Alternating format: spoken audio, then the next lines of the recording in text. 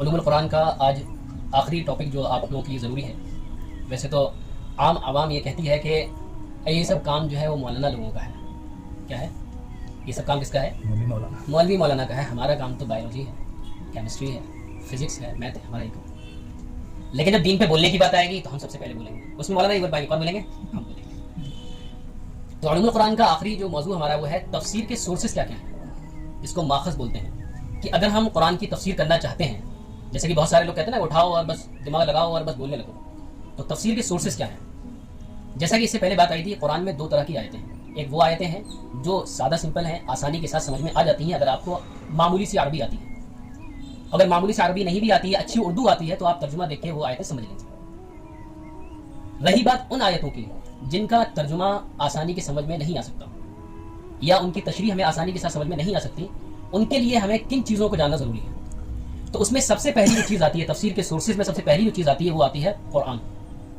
قرآن جب ہم پڑھیں گے تو کہیں کہیں پہ کوئی آیت بہت شارٹ میں دی گئی ہے اور کہیں کہیں پہ اسی آیت کی تفصیل اور ڈیٹیل دوسری جگہ پہ دی گئی ہے.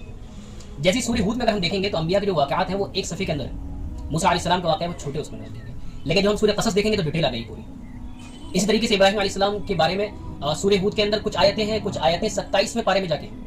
تو تفسیر کا پہلا سورس کیا ہے کہ قرآن کی وہ آیتیں جو ایک جگہ پہ ڈیٹیل میں نہیں ہیں، ان کی تفسیر دوسری جگہ کی آیت سے کرنا جو ڈیٹیل میں موجود ہے. اب اس کے لیے ہمیں پورے قرآن کو جاننا ضروری ہے نہیں ہے. اس کو بولتے ہیں تفسیر القرآن بالقرآن، قرآن کی تفسیر قرآن سے. اس کے اوپر بہت ایک اچھی کتاب لکھی گئی ہے، اضواء البیان فی ایضاح القرآن بالقرآن، جو ہم نے خریدی بہت پہلے. یہ تقریباً 8-10 والیوم میں ہے. اس میں کیا کیا گیا ہے کہ ایک آیت اور اس سے ملتی جلتی جتنے قرآن کی آیتیں ہیں ان کو ایک ہی جگہ جمع کر دیا گیا تاکہ قرآن کی تفسیر کو سمجھنا آسان ہو جائے. تو پہلا سورس کیا ہوا کہ قرآن کی تفسیر قرآن سے ہی کی جائے. اس کے لیے ہمیں پورے قرآن کا علم ہونا ضروری ہے. کوئی تفسیر ایسی ہے جس کا جواب قرآن کی دوسری آیت میں ڈیٹیل میں نہیں مل رہا ہے، تو دوسرے نمبر پہ جو سورس آتا ہے وہ آتا ہے کیا ہے؟ اللہ کے نبی صلی اللہ علیہ وسلم کی احادیث. کیونکہ اللہ کے نبی صلی اللہ علیہ وسلم اصل میں قرآن کے شارح ہیں. قرآن کی تفسیر جو اصل میں ہے وہ اللہ کے نبی صلی اللہ علیہ وسلم کی پوری زندگی ہے. تو تفسیر کا جو دوسرا سورس ہے، کوئی آیت ہمیں سمجھ میں نہیں آ رہی ہے اور قرآن کے اندر اس کی ڈیٹیل نہیں مل رہی ہے، تو دوسرے نمبر پہ ہم دیکھیں گے کہ اس کے متعلق اللہ کے نبی صلی اللہ علیہ وسلم کوئی حدیث موجود ہے یا نہیں ہے. اب اگر کسی آیت کے سلسلے میں کوئی حدیث بھی موجود نہیں ہے تو تیسرے نمبر پہ آتی ہے بات صحابہ کے اقوال کی، کہ کس صحابی نے اس آیت کے بارے میں کیا کہا ہے.